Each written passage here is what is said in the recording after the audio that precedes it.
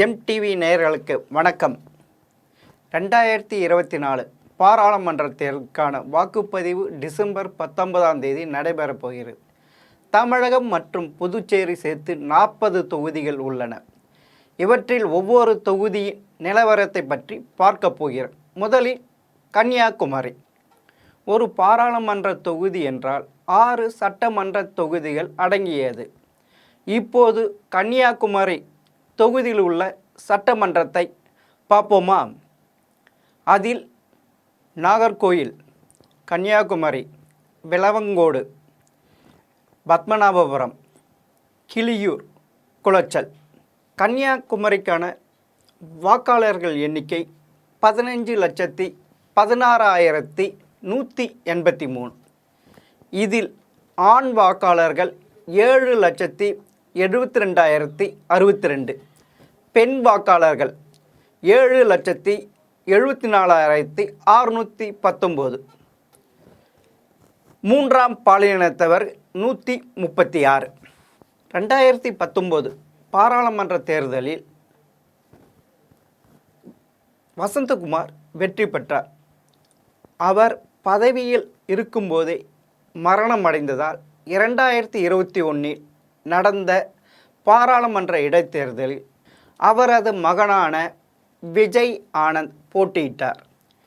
இவர் தன்னை எதிர்த்து போட்டியிட்ட பாஜக வேட்பாளர் பொன் ராதாகிருஷ்ணனை 1,35,950 வாக்குகள் வித்தியாசத்தில் வெற்றி பெற்றார். இப்பொழுது 2024 பாராளுமன்ற தேர்தலில் கன்னியாகுமரியில் திமுக கூட்டணியை சேர்ந்த காங்கிரஸ் சார்பாக விஜய் வசந்தும், தேசிய ஜனநாயக கூட்டணி சேர்ந்த பாஜக வேட்பாளரான பொன் ராதாகிருஷ்ணனும், அதிமுக சார்பாக பாசிலியன் நசரத், நாம் தமிழர் கட்சி சார்பாக மரிய ஜெனிஃபர் போட்டியிடுகின்றார்கள். கன்னியாகுமரி என்பது முக்கடல் சங்கமிக்கும் ஒரு இடம்.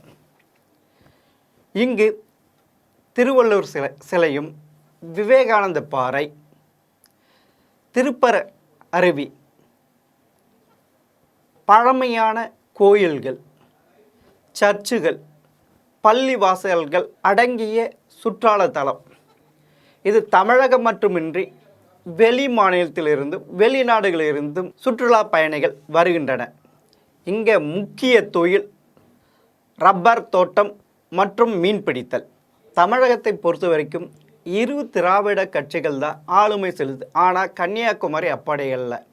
அது கேரளத்துக்கு அருகில் இருப்பதால் அங்கே தேசிய கட்சிகளின் கை ஓங்கி இருக்கிறது. குறிப்பாக காங்கிரஸ் அங்கு தன்னுடைய பலத்தை காட்டிக் கொண்டிருக்கிறது.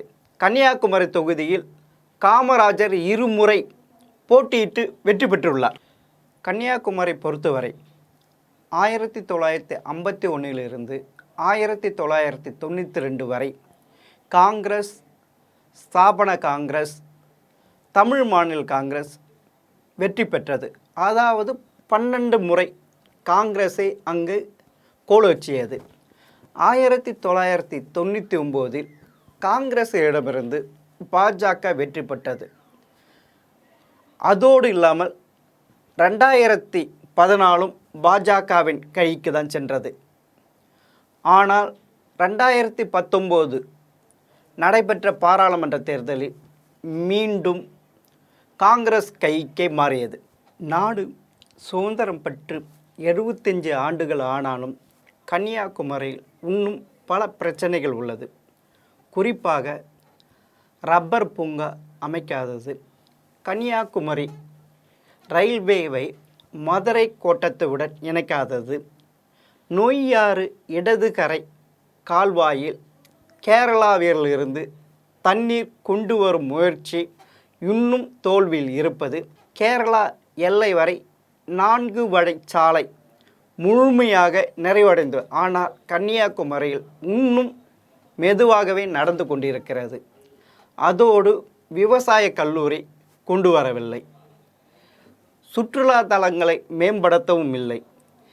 பேரிட காலங்களில் உதவுவதற்காக ஹெலிகாப்டர் தளம் அமைக்காமல் இருப்பது, இப்படி பல பிரச்சனைகள் இருக்கிறது. தற்போதைய எம்பியாக உள்ள விஜய் வசந்த் இந்த பிரச்சனைகளை இன்னும் தீர்க்காமலே உள்ளார். காங்கிரஸ் சிட்டிங் எம்பி விஜய் வசந்த் மீண்டும் போட்டியிடுகிறார். இவர் கன்னியாகுமரிக்கு பெரிய திட்டங்கள் எதுவும் கொண்டு வரவில்லை என்ற குற்றச்சாட்டும் இருக்கிறது.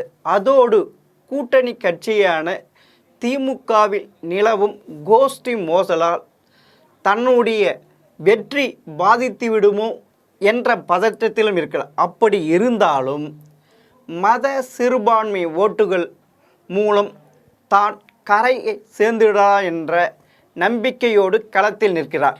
அதிமுக சார்பாக களம் ஏற்கப்பட்டுள்ள பிசிலியான் நசரத் 3 மாதங்களுக்கு முன்பு தான் திமுகவில் இருந்து அதிமுகவில் சேர்ந்தார். அதனால் அதிமுகவினரிடையே அதிருப்தி ஏற்பட்டுள்ளது.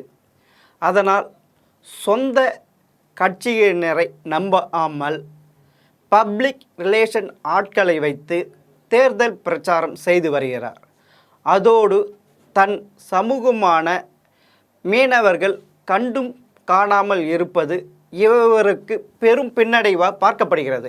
பாஜக சார்பில் முன்னாள் மத்திய அமைச்சர் பொன் ராதாகிருஷ்ணன் 10வது முறையாக போட்டியிடுகிறார். கடந்த தேர்தலில் வர்த்தக துறைமுகத்தை கொண்டு வருவேன் என வாக்குறுதி அளித்தது அவருக்கு பெரும் பின்னடைவை சந்தித்தது. இப்பொழுது அவர் திமுகவையும் அமைச்சர் மனோ தங்கராஜையும் கடுமையாக தாக்கி தனது பிரச்சாரத்தை முன்னெடுத்து வருகிறார். நாம் தமிழர் கட்சியின் சார்பாக மரிய ஜெனிஃபர் களம் காண்கிறார். இவர் கனிம வள கொள்ளையும் இயற்கை வளத்தை பாதுகாப்பேன் என்று தனி டிராக்கில் பயணம் செய்கிறார். அது மட்டும் இல்லாமல் தனது வெற்றிக்கு காரணமாக அமைவார்கள் என்று உறவுக்காரரான மீனவ சமூகத்தை பெரிதும் நம்பியிருக்கிறார். விஜய் வசந்தகுமார் பொறுத்தவரை கன்னியாகுமரியில் தனது சொந்த செலவில் பல்வேறு திட்டப்பணிகளை மேற்கொண்டுள்ளார். குறிப்பாக அவர் மத சிறுபான்மை ஓட்டுகளை பெரிதும் நம்பியுள்ளார். ஆனால் பொன் ராதாகிருஷ்ணன் இந்துக்களின் பெரும்பான்மையான ஓட்டுகளை நம்பியிருக்கிறார். இவர்கள் இருவருக்கும் இடையேதான் கடுமையான போட்டி நிலவுகிறது கன்னியாகுமரியில்.